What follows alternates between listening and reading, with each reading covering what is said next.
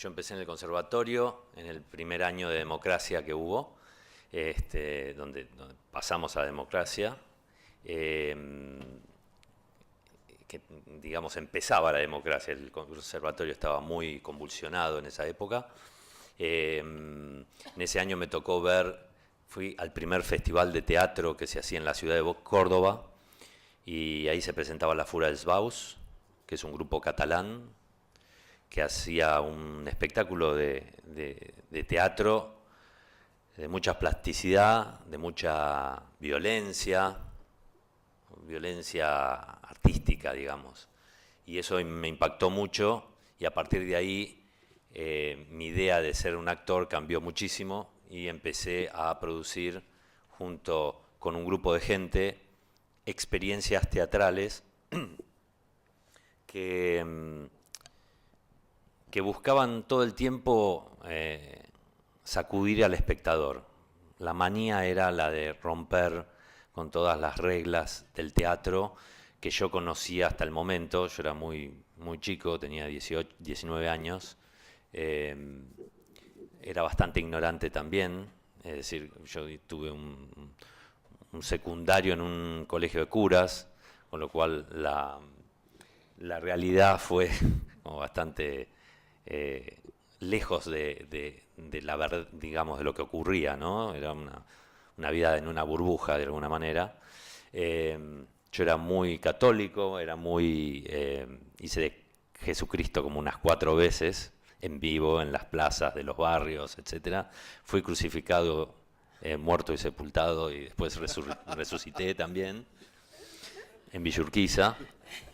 La plaza de Villa Urquiza fue donde me crucificaron. ¿Fue el lugar que te vio morir y nacer? Sí, exactamente.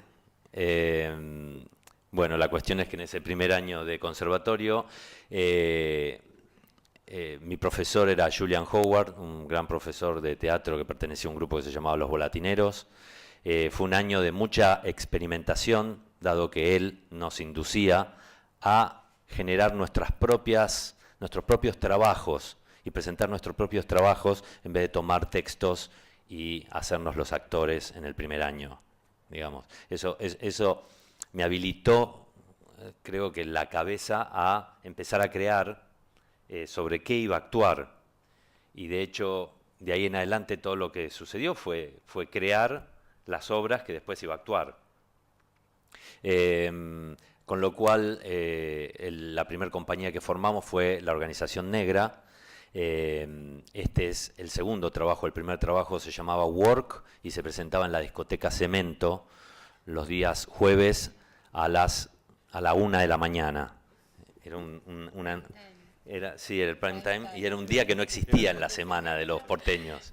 Tipo, el jueves nadie salía a ningún lado. No era un día de salida. No era un día de salida, y menos de venta. Ni hablamos de venta, ni de marketing, ni de nada, ¿no? Bueno, en esa época no existía, digamos, esos parámetros. Se hacía esto en un ámbito que era el underground, que después quedó como si fuera una marca, pero nunca fue una marca, porque el underground fue algo que se vivió mucho en Buenos Aires en los 80, con artistas de todo tipo y artistas muy interesantes, y fue una época muy rica para todos, ¿no? Para la música, para la pintura, para la moda. Fue una época de romper las pelotas, realmente. Y bueno, ese espectáculo que presentábamos en Cemento era un espectáculo también como con una textura muy parecida a la de la Fura. Éramos más plásticos todavía, la Fura son más brutos, más brutos en términos de que son por ahí más carnales, por ahí son más bestias, más ásperos, claro. Y bueno, la Fura siempre fue como un padrino, un grupo que nunca se limitó a ninguna de sus ideas, y no se transformó tampoco en un grupo, digamos, comercial, como después fue de La Guarda, ¿no? Bueno, para seguir un poco adelante, después de hacer Work, hicimos La Tirolesa en el Centro Cultural Recoleta durante 6 funciones, en un periodo en una muestra que se llamó Las Nuevas Tendencias, y ahí trabajamos con 2 actores animales que eran dos chanchos, dos gorrinos, que después nos secuestró la policía por maltrato. Contá el cuento porque está buenísimo. Habíamos comprado dos chanchitos que salvamos de un matadero y los transformamos en actores. Y de alguna manera ellos formaban parte de nuestro vestuario, era como un vestuario, nosotros nos llamábamos modelos vivos en vez de actores. Y con eso queríamos representar que dentro del carácter de actor podía aparecer un animal también, como pegado al cuerpo del actor. Bueno, la realidad era que nosotros comenzamos a trabajar en el aire en esos tiempos, bajando de las azoteas del Centro Cultural Recoleta y cayendo unas piletas de barro y después manchando todo el público. Bueno, se trataba un poco de eso, el juego, ¿no? El juego era de generarle al espectador una incomodidad mientras que observaba imágenes que eran muy plásticas y entretenidas y excitantes. Y bueno, y un día nos encontramos con gente que nos puteaba en el medio de la acción, ¿no? Estábamos en la obra y esto sucedió varias veces hasta que en la última función viene un equipo de policías también, todos manchados de barro, a secuestrarnos los animales y por el maltrato a los espectadores y no a los animales. La cuestión es que los animales terminaron en la cárcel y nosotros terminamos en un artículo sobre casos jurídicos, porque los animales, en las declaraciones les habíamos puesto dos animales actores, Maña y Nuño Núñez, porque se llamaban así, figuraban así en el programa. Y pasaban estas cosas todo el tiempo. Todo esto formaba parte de la realidad. Bueno, después de eso hicimos otra serie de trabajos con la Organización Negra, pero era un grupo muy pasional. Todos estos grupos son muy pasionales. Es decir, llevas una vida de muchos años con la compañía, te vas desgastando, como todos los grupos, como las bandas de rock, ¿no? Y después, en el 93, nos separamos y formé De la Guarda junto con Dickie James y con otra cantidad de chicos perdidos que no sabían qué hacer y que les interesaba, digamos, ese rumbo. Y empezamos con De la Guarda, un camino artístico que fue muy interesante, pero que al mismo tiempo de interesante artísticamente nos llevó a hacer de nuestra marca una marca internacional.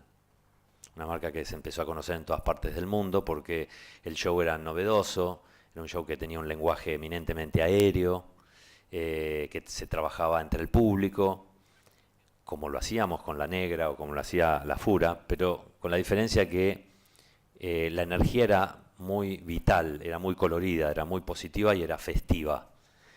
Y encontramos en lo festivo como una especie de marca en el detalle nuestro, ¿no? Era que lo festivo podía ser muy enérgico. Y nosotros teníamos, en esa época estábamos teniendo hijos y había como por primera vez una noción de que la vitalidad, es decir, la vida necesitaba mucha energía para existir y que si usábamos esa energía en favor de la vida, lo que te devolvía eso era como estar de carnaval todo el tiempo, ¿entendés? Y un poco los espectáculos fueron nutridos de esa energía. ¿Cuánto tiempo duró De la Guarda? Y De la Guarda duró hasta el 2004. Bueno, duró bastante, hasta el 2006 realmente. Lo que pasa que antes nos separamos y seguimos con De la Guarda un tiempo haciendo el show porque lo teníamos en 4 ciudades del mundo al mismo tiempo. Lo hacíamos en Buenos Aires, en Brasil, en Australia y en Corea, por ejemplo.